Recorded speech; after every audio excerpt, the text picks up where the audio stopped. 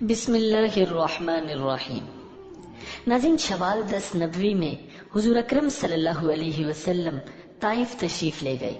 اس سفر میں صرف آپ کے غلام حضرت زید بن حارثہ رضی اللہ تعالی عنہ آپ کے ساتھ تھے۔ طائف میں ثقیف کا قبیلہ آباد تھا۔ آپ صلی اللہ علیہ وسلم یہ اندازہ کرنے کے لیے طائف تشریف لے گئے کہ قبیلہ ثقیف کے دلوں میں بھی اسلام کے لیے کچھ گنجائش ہے یا نہیں۔ آپ صلی اللہ علیہ وسلم یہ امید بھی لے کر گئے تھے کہ ممکن ہے یہ لوگ مسلمان ہو جائیں اور آپ کی حمایت میں اٹھ کھڑے ہوں۔ طائف پہنچ کر آپ نے سب سے پہلے اس قبیلے کے سرداروں کے پاس جانے کا ارادہ کیا۔ یہ 3 بھائی تھے، ایک کا نام عبد یعلیل تھا، دوسرے کا نام مسعود تھا اور تیسرے کا نام حبیب تھا۔ ان تینوں کے بارے میں پوری طرح وضاحت نہیں ملتی کہ یہ بعد میں مسلمان ہو گئے تھے یا نہیں۔ بہرحال آپ صلی اللہ علیہ وسلم نے ان تینوں سے ملاقات کی، اپنے آنے کا مقصد بتایا، اسلام کے بارے میں بتایا، انہیں اسلام کی دعوت دینے کے ساتھ مخالفوں کے مقابلے میں ساتھ دینے کی دعوت دی۔ ان میں سے ایک نے کہا، کیا وہ تم ہی ہو جسے خدا نے بھیجا ہے؟ ساتھ ہی دوسرے نے کہا، تمہارے علاوہ خدا کو رسول بنانے کے لیے کوئی اور نہیں ملا تھا؟ اس کے ساتھ ہی تیسرا بول اٹھا، خدا کی قسم، میں تم سے کوئی بات چیت نہیں کروں گا، کیونکہ اگر تم واقعی اللہ کے رسول ہو تو تمہارے ساتھ بات چیت کرنا بہت خطرناک ہے، اور اگر تم نبی نہیں ہو تو تم جیسے آدمی سے بات کرنا مجھے زیب نہیں دیتا۔ ناظرین، آپ صلی اللہ علیہ وسلم ان سے مایوس ہو کر اٹھ کھڑے ہوئے۔ ان تینوں نے اپنے یہاں کے اوباش لوگوں کو اور اپنے غلاموں کو آپ صلی اللہ علیہ وسلم کے پیچھے لگا دیا۔ وہ آپ کے گرد جمع ہو گئے۔ راستے میں بھی دونوں طرف لوگوں کا ہجوم ہو گیا۔ جب آپ صلی اللہ علیہ وسلم ان کے درمیان سے گزرے تو وہ بدبخت ترین لوگ آپ صلی اللہ علیہ وسلم پر پتھر برسانے لگے، یہاں تک کہ آپ جو قدم اٹھاتے وہ اس پر پتھر مارتے۔ آپ کے دونوں پاؤں لہو لہان ہو گئے، آپ کے جوتے خون سے بھر گئے۔ جب چاروں طرف پتھر مارے گئے تو تکلیف کی شدت سے آپ بیٹھ گئے۔ ان بدبخت اوباشوں نے آپ صلی اللہ علیہ وسلم کی بغلوں میں بازو ڈال کر آپ کو کھڑے ہونے پر مجبور کر دیا۔ جو ہی آپ نے چلنے کے لیے قدم اٹھائے وہ پھر پتھر برسانے لگے، ساتھ میں وہ ہنس رہے تھے اور کہے لگا رہے تھے۔ زید بن حارثہ رضی اللہ تعالی عنہ کا یہ حال تھا کہ وہ آپ کو پتھروں سے بچانے کے لیے خود کو ان کے سامنے کر رہے تھے۔ اس طرح وہ بھی لہو لہان ہو گئے، لیکن اس حالت میں بھی انہیں آپ صلی اللہ علیہ وسلم ہی کی فکر تھی، اپنی کوئی پرواہ نہیں تھی۔ ان کے اتنے زخم آئے کہ سر پھٹ گیا۔ آخر آپ صلی اللہ علیہ وسلم اس بستی سے نکل کر ایک باغ میں داخل ہو گئے۔ اس طرح ان بدبخت ترین لوگوں سے چھٹکارا ملا۔ آپ اور زید بن حارثہ رضی اللہ تعالی عنہ اس وقت تک زخموں سے بالکل چور ہو چکے تھے اور بدن لہو لہان تھا۔ آپ ایک درخت کے سائے میں بیٹھ گئے۔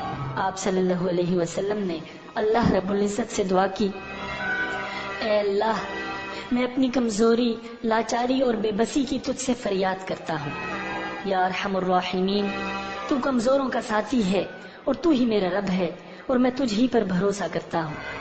اگر مجھ پر تیرا غضب اور غصہ نہیں ہے تو مجھے کسی کی بھی پرواہ نہیں۔ اسی وقت اچانک آپ صلی اللہ علیہ وسلم نے دیکھا کہ وہاں باغ کے مالک عتبہ اور شیبہ بھی موجود ہیں۔ وہ بھی دیکھ چکے تھے کہ طائف کے بدماشوں نے آپ صلی اللہ علیہ وسلم کے ساتھ کیا سلوک کیا ہے۔ انہیں دیکھتے ہی آپ صلی اللہ علیہ وسلم اٹھ کھڑے ہوئے، کیونکہ آپ کو معلوم تھا کہ وہ دونوں اللہ کے دین کے دشمن ہیں۔ ادھر ان دونوں کو آپ کی حالت پر رحم آ گیا۔ انہوں نے فوراً اپنے نصرانی غلام کو پکارا، اس کا نام عداس تھا۔ عداس حاضر ہوا تو انہوں نے اسے حکم دیا، اس بیل سے انگور کا خوشہ توڑو اور ان کے سامنے رکھ دو۔ عداس نے حکم کی تعمیل کی، انگور آپ کو پیش کیے۔ آپ صلی اللہ علیہ وسلم نے جب انگور کھانے کے لیے ہاتھ بڑھایا تو فرمایا، بسم اللہ۔ عداس نے آپ کے منہ سے بسم اللہ سنا تو اس نے اپنے آپ سے کہا، اس علاقے کے لوگ تو ایسا نہیں کہتے۔ آپ صلی اللہ علیہ وسلم نے اس سے پوچھا، تم کس علاقے کے رہنے والے ہو؟ تمہارا دین کیا ہے؟ عداس نے بتایا کہ وہ نصرانی ہے اور نینوا کا رہنے والا ہے۔ اس کے منہ سے نینوا کا نام سن کر آپ صلی اللہ علیہ وسلم نے ارشاد فرمایا، تم تو یونس علیہ السلام کے ہم وطن ہو، جو متا کے بیٹے تھے۔ عداس بہت حیران ہوا اور بولا، آپ کو یونس بن متا کے بارے میں کیسے معلوم ہوا؟ خدا کی قسم، جب میں نینوا سے نکلا تھا تو وہاں 10 آدمی بھی ایسے نہیں تھے جو یہ جانتے ہوں کہ یونس بن متا کون تھے، اس لیے آپ کو یونس بن متا کے بارے میں کیسے معلوم ہوا؟ اس پر نبی اکرم صلی اللہ علیہ وسلم نے ارشاد فرمایا، وہ میرے بھائی تھے، اللہ کے نبی تھے اور میں بھی اللہ کا رسول ہوں۔ اللہ تعالیٰ ہی نے مجھے ان کے بارے میں بتایا ہے اور یہ بھی بتایا ہے کہ ان کی قوم نے ان کے ساتھ کیا سلوک کیا تھا۔ آپ صلی اللہ علیہ وسلم کی زبان مبارک سے یہ الفاظ سنتے ہی عداس فوراً آپ کے نزدیک آ گیا اور آپ کے ہاتھوں اور پیروں کو بوسہ دینے لگا۔ باغ کے مالک عتبہ اور شیبہ دور کھڑے یہ سب دیکھ رہے تھے۔ انہوں نے عداس کو آپ کے قدم چومتے دیکھا تو ان میں سے ایک نے دوسرے سے کہا، تمہارے اس غلام کو تو اس شخص نے گمراہ کر دیا۔ پھر عداس ان کی طرف آیا تو ایک نے اس سے کہا، تیرا ناس ہو، تجھے کیا ہو گیا تھا؟ تو اس کے ہاتھ اور پیر چھونے لگا تھا۔ اس پر عداس بولا، میرے آقا، اس شخص سے بہتر انسان پوری زمین پر نہیں ہو سکتا۔ اس نے مجھے ایسی بات بتائی ہے جو کوئی نبی ہی بتا سکتا ہے۔ یہ سن کر عتبہ نے فوراً کہا، تیرا برا ہو، اپنے دین سے ہرگز مت پھرنا۔ ان عداس کے بارے میں آتا ہے کہ یہ مسلمان ہو گئے تھے۔